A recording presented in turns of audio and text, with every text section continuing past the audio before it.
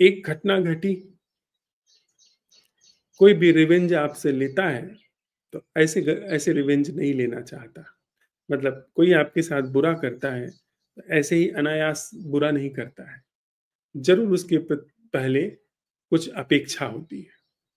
एक घटना जिसने अपेक्षा को निर्मित किया, दूसरी घटना जिसने अपेक्षा को पूरा नहीं किया, अब तीसरी घटना जिसके कारण आपको क्षति पहुंची, आपको नुकसान पहुंचा जो उसके द्वारा की गई। अब चौथी घटना है रिवेंज, बदला। इसी तरीके से ह्यूमन माइंड वर्क करता है। एक घटना की दूसरे घटना से कड़ी जुड़ती है। कर्मानुबंधन इसी तरीके से काम करते हैं। एक कड़ी से दूसरी कड़ी जुड़ती चली जाती है। जब आप एक कड़ी आगे बढ़कर रिवेंज की जोड़ेंगे, अपने आप दूसरी कड़ी उधर से जुड़ेगी। फिर आप उसी स्थिति में अपने को पाएंगे जिस स्थिति में आप अभी हैं, कि चाहे तो कड़ी जोड़ दें, चाहे तो कड़ी ना जोड़ें। आपकी तरफ से आपके हर व्यक्ति के पास पूरी छूट है, पूरी मुक्ति है कि वह चाहे तो जहां से चाहे वहीं से कड़ी तोड़ दे। कड़ी टूट गई, आप आपके प्रति जो घटना घटी, उस घटना में कोई नई घटना का जन्म नहीं हुआ। आपका मुंह प्रभु की तरफ घूम गया। घटनाक्रमों से आपका विवेक मोह भंग कर गया, निष्ठा भंग हो गई कि घटनाक्रमों में क्या रखा है। वह मित्र भी था तो कौन सा शुभ घटा था, कौन सा शुभ था।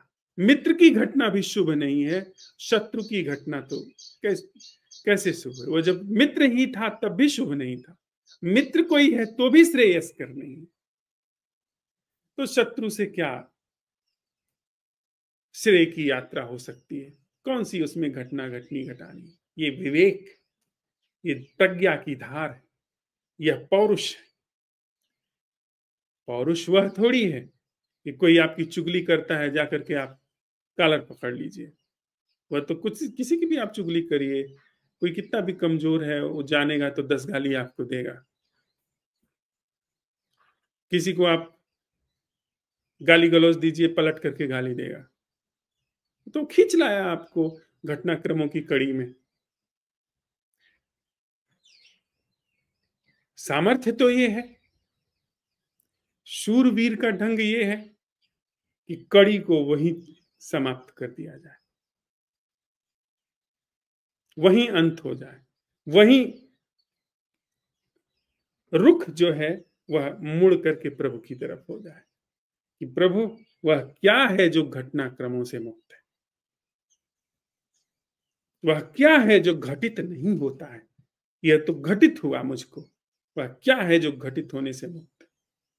आपकी तरफ से घटित होने से मुक्त ओरिएंटेशन से अपने आप जो प्रभु प्रभु ने ये सब, ये पहाड़, ये पानी, ये वृक्ष, ये पंछियों के कलरव, ये माटी, ये प्रभु ने घटाए हैं, वो जाने।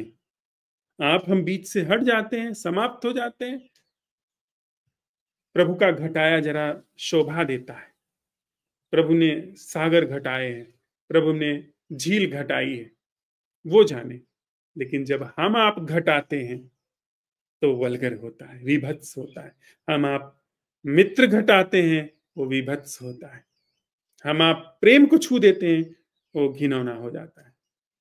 हम आप मित्र छू देते हैं, जहां जहां छू देते हैं वहीं घृणा फैल जाती है, वहीं विकृति फैल जाती है।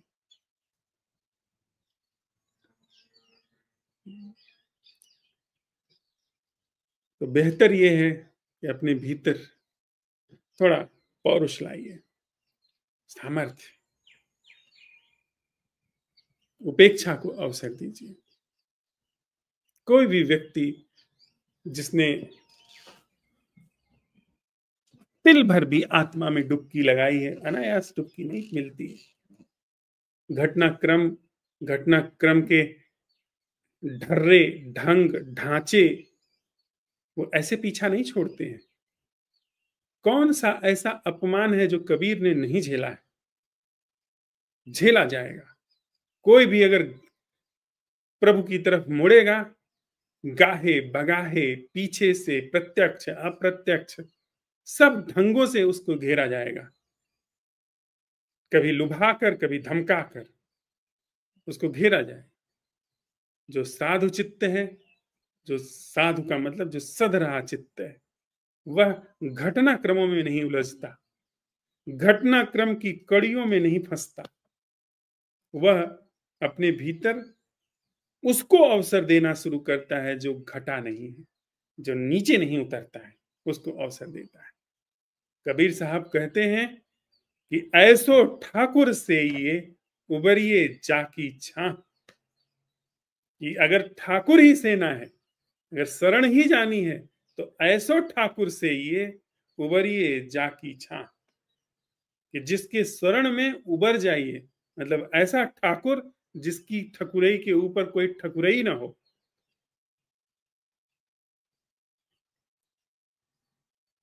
ऐसा घटनातीत, ऐसा अघटा जिसके ऊपर कोई घटना नहीं, ऐसा ठाकुर से ये उबरिए जाकी छां। अब जो ठाकुर खुदे जाकर के दूसरे ठाकुर के यहाँ हुजूरी बजाते हों, तो उन ठाकुर की छां में कौन से कैसे उबर जाएंगे? उसके ऊपर वाला ठाकुर धमकाएगा तो इनकी सिट्टी पिट्टी गुम हो जाएगी।